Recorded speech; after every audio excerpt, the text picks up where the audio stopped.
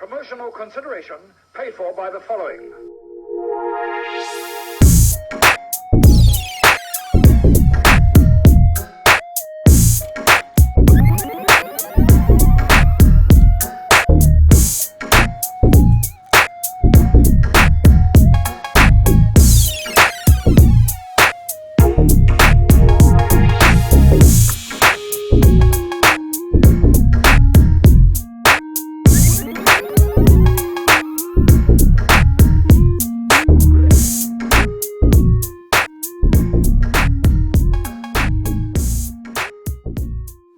Hello and welcome once again to Cheap Shot Entertainment. This is another quick short review for the lockdown series of films.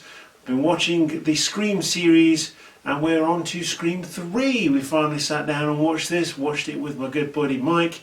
Incidentally, we are going to do a podcast based on horror movies and just maybe movies in general. So look out for that.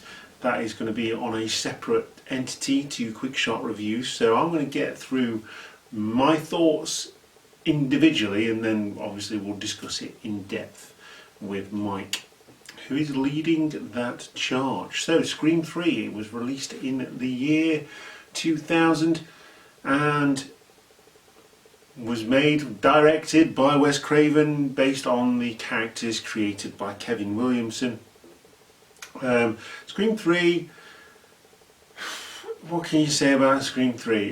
It has some twists and turns, but it's a horror movie within a horror movie within a horror movie. It's literally on the set of Stab 3, and this being Scream 3, you can't get much more meta than that. I mean, the word meta comes up a lot when you're talking about Scream movies.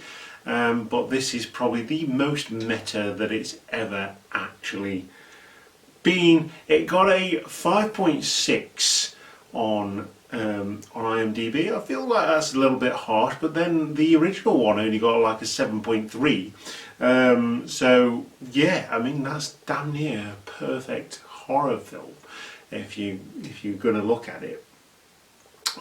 Anyway, it stars the same people: Neve Campbell as Sidney Prescott, Courtney Cox as Gale Weathers, and David Arquette as Deputy Dewey, making his return as the set supervisor, if you like, for the Stab 3 movies. And incidentally, one really funny part of this film is that he's going out with the person who is playing Gale Weathers in the film. So it does feature Liev Schreiber, although he doesn't last very long. I'll spoil that a little bit. As Cotton Weary, a recurring character, obviously reported as being Sidney Prescott's mother's killer, wasn't, that kind of thing. Jenny MacArthur is in this film as Sarah Darling. She pops her clogs. Emily Mortimer as Angela Tyler, and all these people are playing different characters, Tatum and Sidney Prescott, and it's like Neve Campbell playing Sidney Prescott, but then you've got Emily Mortimer playing Sidney Prescott as well. She's playing Angela Tyler. Roger Jackson reprises his role as the iconic voice on the phone. Really, really good. One of the most entertaining voices that I've ever seen, or heard rather, because you can't see a voice, in horror movie history. Besides the creepy voice in Black Christmas, the original, 1974. Absolutely awesome film. Very much one of the most iconic voices. As soon as you hear that voice, do you want to play do you want to play a game? That kind of thing. Some people think so, I think Scream. What's your favourite scary movie? That kind of thing. So, I mean, this one, I've basically explained what it is. Sydney's hibernating. She's away from everything after the events of Scream 1 and Scream 2. She's hiding away under a pseudonym, under a different name, counselling, grief counselling and things, women in the crisis prevention helpline. And she goes back to the set after the murders start taking place, and to help the investigation, basically.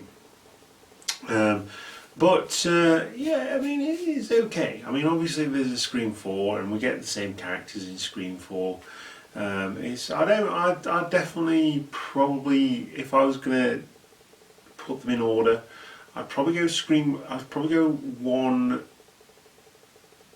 2, 4, 3. I know Mike thinks differently. Just because I was, 4 is brilliant. I've got to say, 4 is brilliant. I may even go 1, 4, 2, 3. Just because like 2 is really different. Now that's not a bad thing. It's just, in keeping with this whole Scream thing, it's a bit weird. Anyway, let us know what you think about these films, because I absolutely love them, and I'm really gutted that I can't get a full box set of them.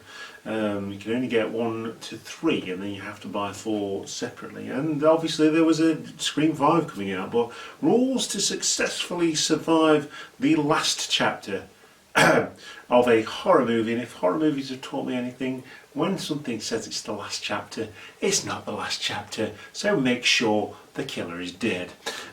So you've got a killer who's going to be superhuman, no bullets are going to touch him, things are not going to work, shooting him won't work. Basically you've got to chop off his head or destroy the brain. It's a full-on Shaun of the Dead type thing. Anyone is on the chopping block, including the main characters. The past will come back to bite you in the ass in the third one. Whatever you thought you knew about the past, forget it. The past is committed to making things different, and that's one thing that really did resonate in this film. The writing was really good. Incidentally, it was produced by Harvey Weinstein, and part of the storyline was a sleazy director taking advantage of young ladies in order for them to get parts in his movies. You want to talk about meta? There you go. So yeah, and although the first draft there was a fourth, in the first draft there was a fourth rule apparently, and never be alone. Oh, isn't that nice? But yeah, there you go. That is Scream 3, and I'm going to give this a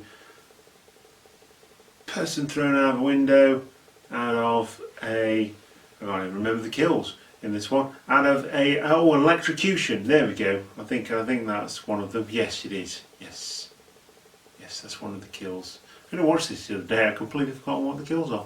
But there you go. Scream 3. It's well worth watching if you're a Scream fan, if you're a horror fan, and you're sick of all these re-releases that are coming out now. Go back and watch these movies because they're really, really good. If you're too young to remember these, go back and watch them. Masterclass. If you're in a film-based career or a club, or you're studying it at university or college, these films are great. As long as you're old enough, obviously. They are 18 rated. But yeah, Scream 3. Not quite as good as the first one. I think it may be my least favourite actually. But I know Mike disagrees with me on that one. Let me know what you think. What's your favourite Scream movie? And leave it in the comments down below, or hit us up on social media. Anyway, you've been the Cheap Shot Nation. I've been your host, Luke. Reverend Luke Edwards, of course. Wearing a vest top for the first time in any of these videos, because, apart from the Hulk Hogan vest top that I've got, because it's so warm outside. So there you go. That is Scream 3. Hope you've enjoyed the video. We'll see you next time. Goodbye.